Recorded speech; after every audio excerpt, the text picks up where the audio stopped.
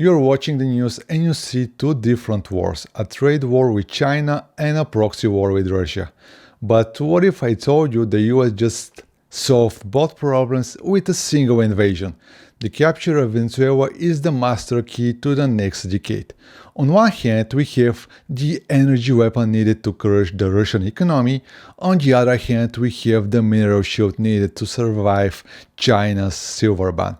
The US didn't just capture a country, they captured the leverage to reset the global board. But there is a catch. This strategy relies on specific economic mechanism, a trade-off between inflation and deflation that could send the dollar to lower values if it fails. So let's start with the Russia killer. The Kremlin's war machine runs on oil. Historically, they need Brent crude above roughly $65 a barrel to balance their budget. For the last 2 years, cuts by OPEC Plus kept prices high, funding the Russia's military. So enter Venezuela, 300 billion barrels of proven reserves. By taking direct control, the US can bypass OPEC quotas, so we're talking about flooding the market with millions of barrels of heavy crude. The goal is simply push oil to $40, because at $40, American consumers get cheap gas, but more importantly, at $40, the Russian budget implodes. It is economic siege warfare, without firing a shot in Moscow. But cheap oil is only half the story. If this was just about oil, we would have done it years ago. The timing, January 2026, was dictated by China. When China banned silver and gallium exports 3 days ago, they declared war on US tech. They know we need those metals for chips, missiles, and AI. This is where the mining arc in Venezuelan jungle comes in. Deep in the Amazon, Venezuela holds massive untapped reserves of coltan and rare earths. This is the strategic hedge. The US logic is China can cut off our supply, so we'll steal their alternative. And what's the plan? Use the profits from the oil in the north to pay for the infrastructure to extract the minerals in the south. It is a self-funding acquisition.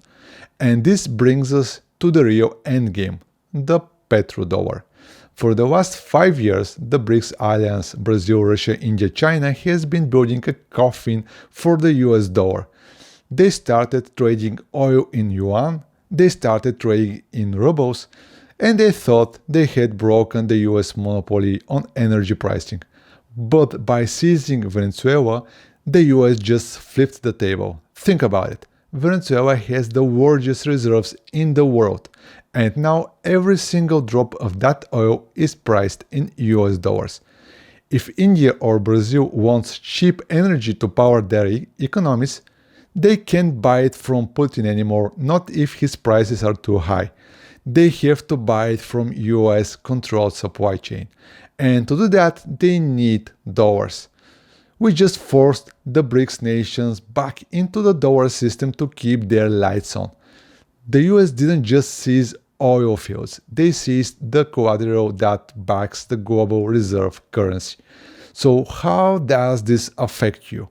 You are about to see a tale of two inflations. One, your cost of living should drop, because cheap Venezuelan oil brings down the cost of gas, shipping, and food.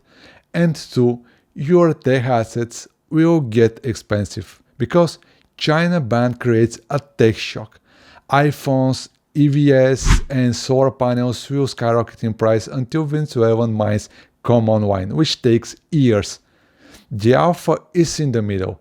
The companies building the roads, the pipelines, and the security in Caracas are the new growth stocks. But be warned, if the Venezuelan resistance blows up the pipelines, we don't get the cheap oil. Then we're stuck with high oil and high-tech prices. That is the stagflation nightmare. So here is the verdict. The US just played the biggest card in its deck. They're betting they can bankrupt Russia with low oil prices faster than China can starve US tech with mineral bans. It is a race against time, so watch the price of Brent crude. If it cracks $50, the strategy is working.